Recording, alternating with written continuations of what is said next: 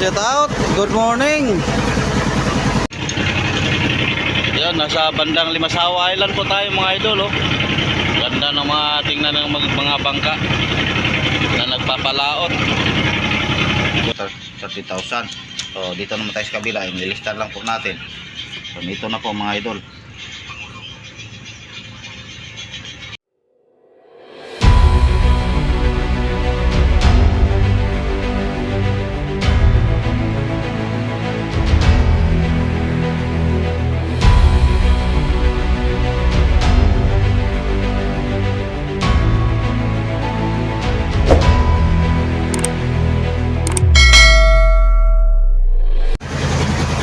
Ayun mga idol, pabalik na po tayo sa Surigao.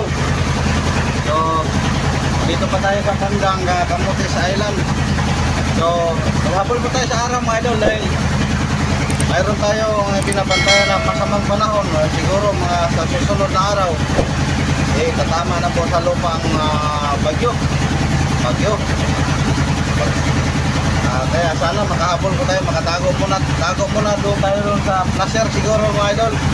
O hahanap tayo ng mataguan habang tayo ay magpaayos ng ating makina dahil yung ating transmission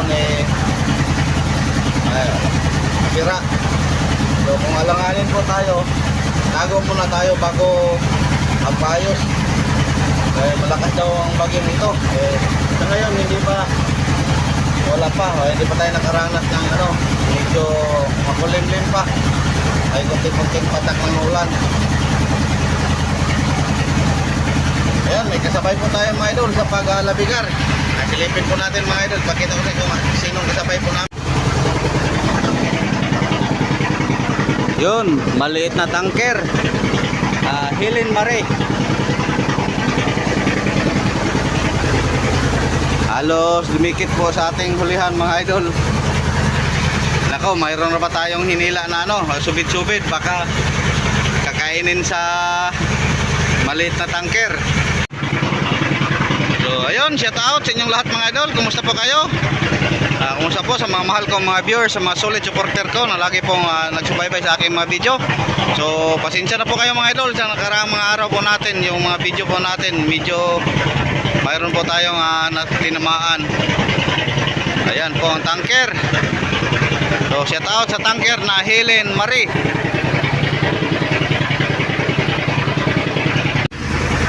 Ayun, nag-overtake na po sa atin mga idol.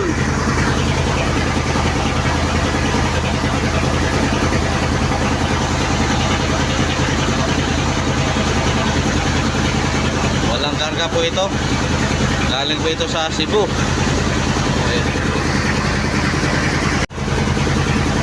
Siguro ang kanilang speed mga idol, mga city. Dahil sa atin po, size 6.7. Siguro ang kanila 7. Kanilang speed. Halos sabay lang po tayo. So nagpahinahina lang tayo mga idol. Pero siguro kung buluhan po natin, mauna po tayo sa kanila. Dahil wala po tayong karga. Yun, magkadikit. Umuusok ng kanilang likuran.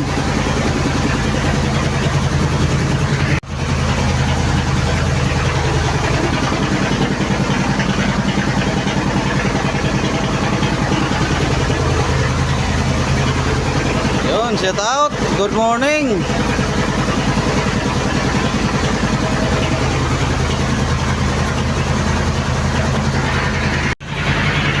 Ayun, nauna na po natin mga idol.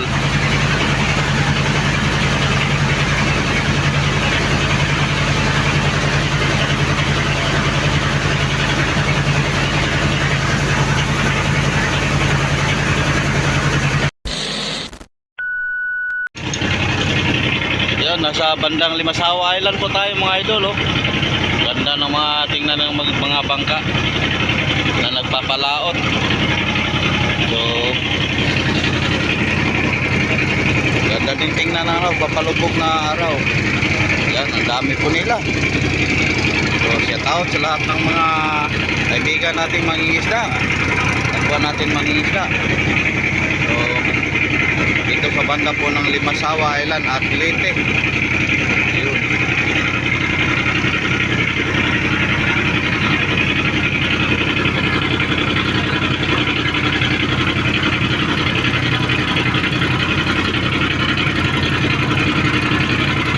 Ganda yung alan. So bumalik siya, tinignan niya pong pangalan. Kaya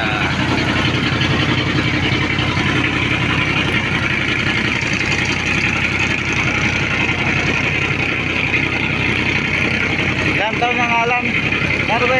Ano ba kailas siya? So nilapitan niya mga idol, tinignan niya pong pangalan ng ating bangka. So shout out sa lahat-lahat ng mga kaibigan po natin dito sa mga isla dito sa Limasawa, sa banda Limasawa at Leyte. So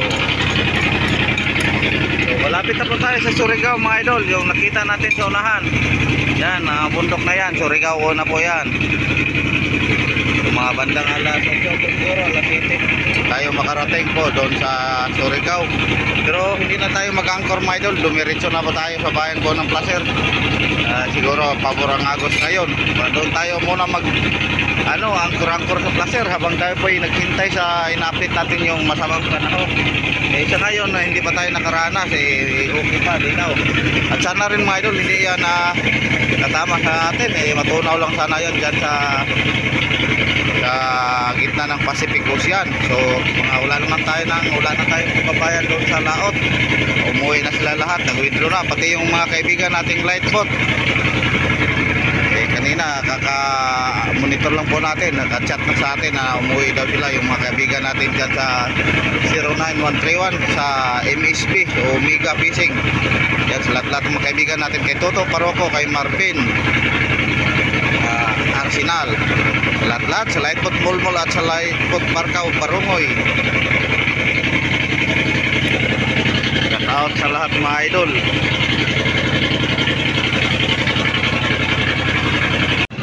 At may kasalubong pala tayo mga idol, bangkang kababayan namin, kapitbahay ni Kapitan, yung bangkang Jinmar. So kay Kapitan Idoy. So ayan, dalawang Jinmar po. Kanina ang madaling araw mga idol, nakasalubong din tayo ni Kapitan Dudoy. So madali lang nakauwi mga idol, siguro mga isang linggo lang. Dahil sa balitang masamang panahon, nag-withdraw po sila. So hindi pa natapos ang kanilang kontrata sa laot. Umuwi. Ayun.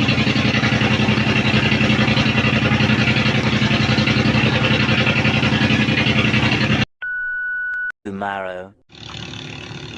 Ngayon mga idol, nandito na po tayo sa bayan ng Placer. So fast forward na po natin mga idol ang mga araw na ating yung tayo galing po sa nagdiskarga po tayo, tapos 4 na araw po tayo sa Cebu.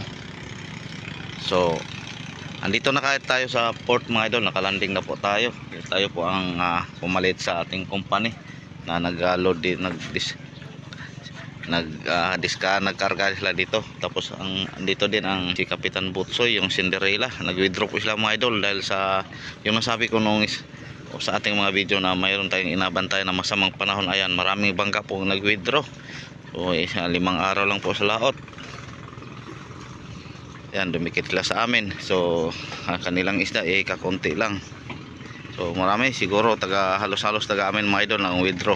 Yung iba yung nauna medyo nakaabot ng 1 linggo. Huli din sila ng 3 tulidada, 5. So ito naman ang brad ni Buddy, wala, 1,000 lang po siguro, kakunti lang, mga 1,000 lang po siguro. Yung nakita nyo lahat mga idol, malaking bangka dyan, nag-withdraw po sila. Pero ang panahon natin sa ngayon mga idol, okay man, init. Pero sa susunod na araw, tinignan po natin sa windy, tatama po dito sa atin. Kaya ngayong araw mga idol, pizza 2 so ng Nobyembre. So holiday po mga idol, dahil ngayon po ang pagsindi ng kanilang dahil kahapon pizza 1 yung araw po din ng mga tinatawag naming kalag-kalag kung sa Bisaya. So tayo hindi tayo nag-celebrate niyan mga idol, pero yung mga samahan po natin, nirespeto po natin So ngayon holiday din, pero nagpa-booking na po tayo mga idol ng yelo. Siguro bukas ng umaga nagpa-booking na po tayo dahil tayo po ang susunod sa ating company. Yung ating company tapos na po. Ayan ang bangka nila, nagload na sila ng yelo, kompleto na po sila, ready to palaot na mga idol. Pero yung hinintay na lang po yung masamang panahon, siguro hindi na sila ang pumunta ng Igiban doon magtago. Dahil update naman natin, hindi naman tayo masyadong sintro po ng masamang panahon dito, pero apektado din tayo konti, hindi na tayo magkumpiyansa. Ayun din, may isang bangka na kumpanya po dito ng Cinderella, yung Kevin. So sana bukas makapag load agad tayo ng ilo sa mga idol, para dahil yung masamang panahon pizza 4 po tatama dito sa atin sa placer. So ayan po, habang po tayo bukas mag-load ng yelo, ipaayos din natin ang ating transmission dahil bukas pa ang bakante ng ating mekaniko pumunta dito. So i-update lang po natin mga idol pag hindi tayo mabisi. So kakatapos na naming bali sa mga tauhan, hindi natin napakita yung pagbali sa mga tauhan mga idol, pero yung mga nabanggit ko sa inyo na ipakita natin yung ating binta, siguro mamaya ipakita po natin. Busy pa si Buddy, andyan po sa kanyang sumari. So ito pong aming magigiting na karpintero na ngayon, iba na, hindi na martilyo ang hinahawakan, yelo pinto na. So ayun mga idol, ganun pa rin, kumusta po kayong lahat? Sana ngayong araw nasa mabuti po kayong kalagayan. Shout out sa lahat ng mga mahal kong mga viewers, sa mga solid supporter ko mga idol na lagi pong nag-nood sa aking mga video. Pasensya na po kayo mga idol. So ganun pa rin, humingi din ako ng tulong sa inyo. Sana hindi nyo ako iiwan mga idol.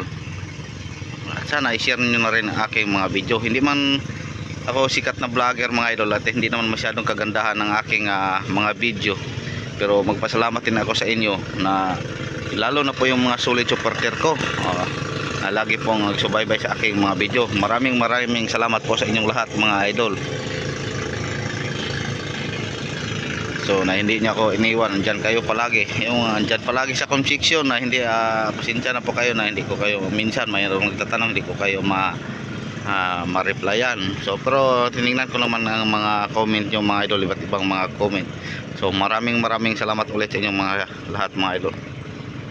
So sa mga araw mga idol, nandoon pa tayo sa laot, may mga video po tayong medyo may natamaan po tayo, o kaya kayo na lang po ang magpasensya. So siguro kung sa inyo yung nangyari, ganun rin ang maramdaman. Pero sa ngayon sana maintindihan din nila. So ayun mga idol, update lang po tayo. Ito na po mga idol, ipasili po natin yung ating binta. So kahit hindi masyadong malaki ang ating binta mga idol, ipakita natin. Tulad na nasabi ko, napakita natin yung mga una, yung malaki po tayong binta. Kahit ngayon maliit, kita din po din natin mga idol. Ito na, silipin po natin. Ito po ang unang diskarga po namin sa placer mga idol, sa bayan po ng placer. Andito sa bayan ng placer. So ayan, nakabenta po tayo ng, dito na lang tayo diretso mga idol, dahil ito pong sa ilalim kinaltas po ito sa aming bali sa kasaban sa main. So ang aming net na binta ito, 86,385 po ang ating net na binta. So tapos dito naman, dito sa Cebu, yan iba po ang ito ang ating mga page 1, 356,700 ang yung unang papel.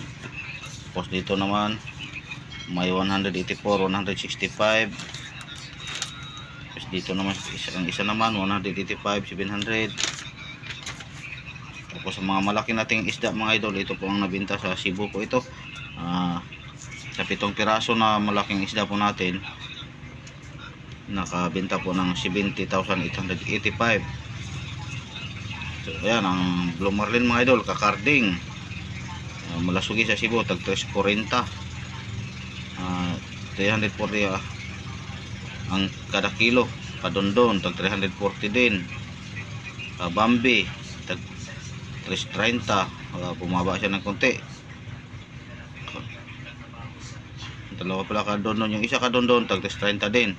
Tapos atse, yung tinatawag naming swordfish, atse sa Cebu o sa amin Tarugo, tag 290 lang, mura lang pala ako, 20 kilos yung po ni Idol Mael. Tapos yung big eye na maliit na yellowfin tuna na kamangusin na huli, 23 kilos, tag 160 lang mga idol. Ayun, kasi yung presyo lang po ng barkaw o yung mga big karaw ng ating huli. So, tapos ito na ang kabuuan mga idol. Binta po tayo ng diniretso na sa Cebu 797, 450. Tapos kukuna ng kanilang porsyento. Tapos tracking, ito po ang gasto ng tracking ice. Tapos may cash advance tayo din sa Cebu ng 30 mil dahil pinadala yung umuwi ang ating mga tawan, pinadala po natin. So makabinta ang natira, ito na lang po ang 672,705. Tapos itong 30 mil 30,000 ibalik po, i-plus natin na balik dito mga idol dahil net po ito sa binta. Ito naman ibang nakaltas sa komisyonan yan kito sa atin po. So madagdag po sa ating binta itong 30,000. So dito naman tayo sa kabila, nilista lang po natin. So ito na po mga idol. So yung binta namin sa kabuhan sa Cebu, ayan, ito 600. Nito po ito mga idol, kinuna na po ng gasto at komisyon sa komisyonan. 639,377. Tapos doon sa baba yung pagdiskarga namin, mayroon ding namili. So nakabinta po tayo ng 9,900 pesos. So, dito sa bayan ng Placer, ito 86,000. O ito 86,385. So ang total po natin sa mga maliliit na isda, kasama na po sa Cebu at sa Placer, bayan po ng Placer na binta po natin 735,662. Tapos idagdag na po natin yung 70,338 mga idol, yung binta po natin sa malaking isda sa Cebu. Ito, pero gross pa po ito, gross to ito. Ako na natin ang porsyento, komisyon sa komisyonan, naka 62,000 tayo. Tapos may dalawa ding malaking isda na nabinta natin, dalawang yellowfin tuna doon sa Uano. Kaya mabot uli ng 70,338. Kaya ito po ang aming net na kabuuan ng aming binta mga idol, 806,000. So ito po ang atin. Tapos yung binta, may binta kami ng kakunti sa yung sa pinigay ng yung pinalikom po natin 100 plus naka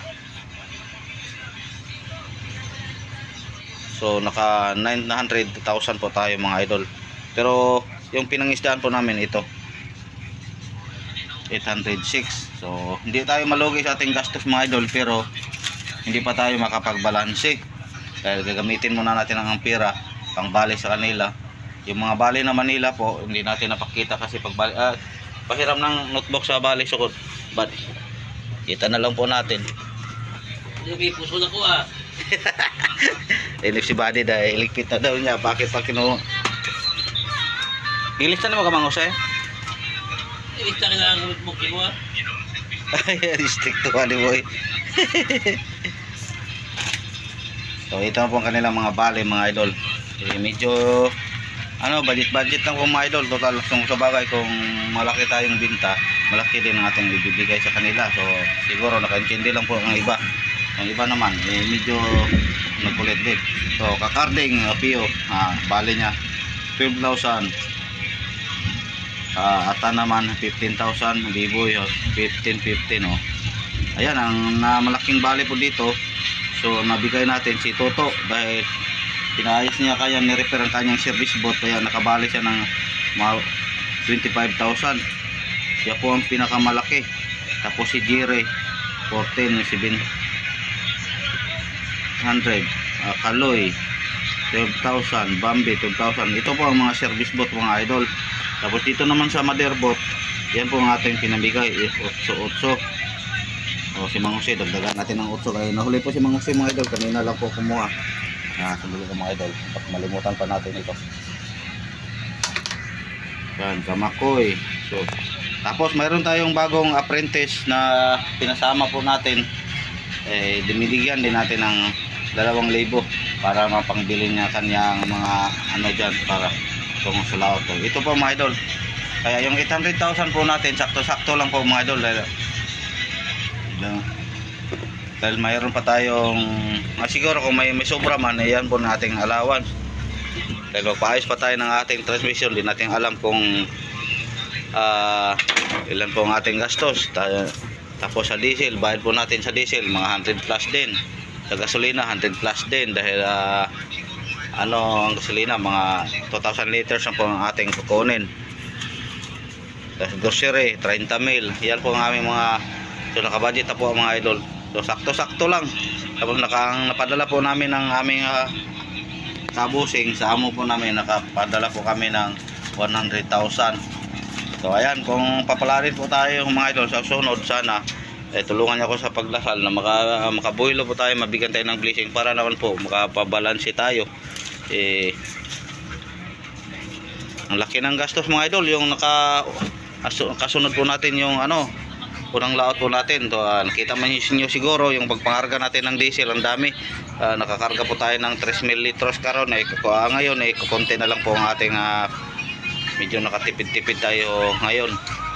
So ang gastos naman natin ngayon pagbalik siguro nakabalik 300,000 na lang o 350,000 ba. Yan po ang minimum nating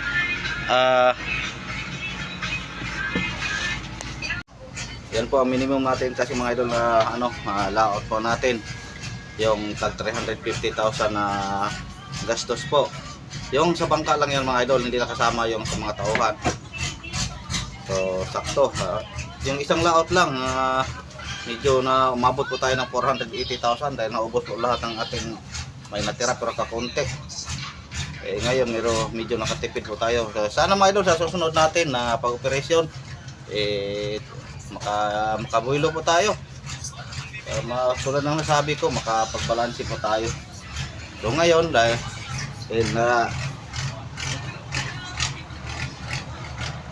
tulad ng nasabi ko kanina na naghintay tayo sa ina-update po natin ng masamang panahon. So habang tayo maghintay, nagpa-booking tayo ng hilo. Bukas natin i-load.